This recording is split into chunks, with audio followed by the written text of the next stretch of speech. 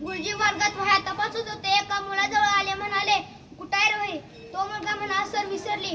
गुरुजी संतापले आणि म्हणाले, हात पुढे कर. त्या मुलाने हात पुढे केला आणि गुरुजींनी छडी मारताच गुरुजी म्हणाले, तुला मारून तरी काय उपयोग आहे?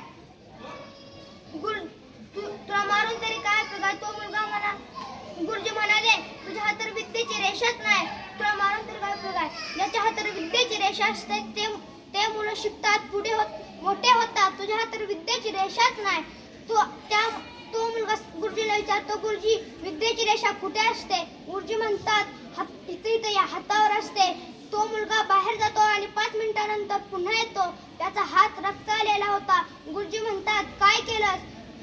तो मुलगा म्हणतो, ज्या विद्याच्यानं माझ्या हातावर विद्येची रेषा काढली नाही, ते मी स्वतः चाकून काढून आले. आता मला शिक्षण घेण्यासाठी कोण अडवते? ते जिद्दीपूर्वक शिकलं आणि व्याकरणाचार्य पालिनी म्हणून प्रसिद्ध झालं.